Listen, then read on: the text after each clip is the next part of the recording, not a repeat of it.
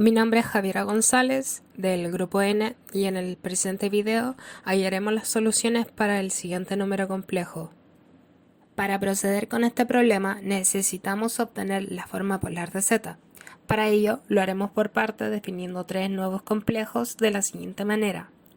Sean A, B, C pertenecientes a los complejos tal que A es igual a 2 más 9i, B es igual a 1 menos 2i, C es igual a 5 menos i. Luego buscaremos la forma polar de cada uno de estos complejos. Para ello necesitamos tanto el módulo como el ángulo formado entre el eje real positivo y el vector correspondiente a cada complejo. Primero calcularemos la norma, la cual se define como la raíz cuadrada de la suma de los cuadrados de la parte real y la parte imaginaria correspondientes. En el caso del complejo A, se tiene que su módulo es la raíz de la parte real de A al cuadrado más la parte imaginaria de A al cuadrado, lo cual sería igual a la raíz de 2 al cuadrado más 9 al cuadrado, lo cual finalmente es igual a raíz de 85. Procederemos de la misma manera a los siguientes complejos, resultando así en que el módulo de B sería raíz de 5 y el módulo de C equivale a raíz de 26. Debemos recordar que los números complejos se representan como vectores, por lo cual se verían de la siguiente forma. Ahora bien, ya que tenemos el vector graficado, podemos formar un triángulo rectángulo con respecto del eje real y ubicar el ángulo que necesitamos. A partir de la gráfica del complejo A, podemos conocer la altura y base del triángulo que acabamos de formar y como la tangente se define como la razón entre el cateto opuesto sobre el cateto adyacente, podemos utilizar esta información para hallar el ángulo deseado.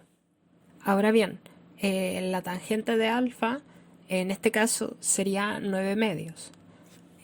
A partir de esto podemos despejar alfa utilizando la función arco tangente, obteniendo así arco tangente de 9 medios igual a alfa, lo cual aproximadamente sería 77,47 grados.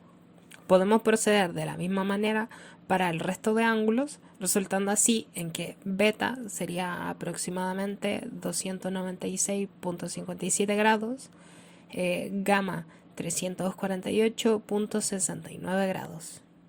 Ahora que tenemos todos los ingredientes, podemos pasar de la forma binomial a polar, multiplicando el módulo del complejo por coseno del ángulo más i por seno del ángulo, lo cual podemos abreviar como módulo del complejo multiplicado por cis del ángulo, de modo que A sería igual a raíz de 85 cis de su ángulo dado, B sería raíz de 5 cis de su respectivo ángulo, C sería igual a raíz de 26 cis de su ángulo. Ahora que tenemos todo en forma polar, podemos aprovechar esto para usar diversas propiedades. En primer lugar, aplicaremos las potencias correspondientes mediante el siguiente teorema, el cual nos dice que para calcular la potencia de un número complejo en su forma polar debemos elevar el módulo a la potencia y multiplicar el ángulo por el valor del exponente al que se esté elevando. En este caso, a al cubo resultaría en raíz de 85 al cubo cis de 232,29 grados y c al cubo sería 26 cis de 337,38 grados. Luego de eso podemos usar la propiedad que nos dice que al multiplicar dos complejos en forma polar resultará en multiplicar sus módulos y sumar sus ángulos tal y como podemos ver aquí. Ahora, al estar dividiendo, podemos usar otra propiedad que nos dice lo siguiente: al tener una división entre complejos en forma polar, se divide sus módulos y al ángulo del numerador se le resta el ángulo del denominador.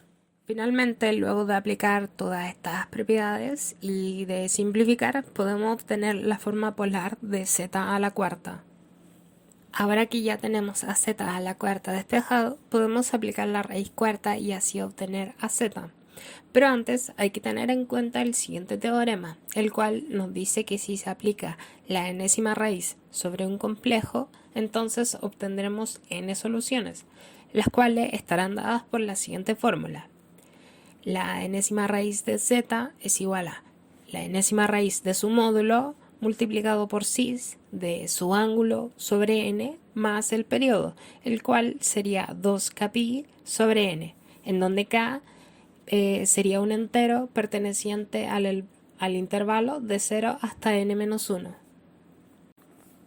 Resultando así en estas 4 soluciones que vemos a continuación, las cuales graficaremos en GeoGebra para visualizar de mejor manera.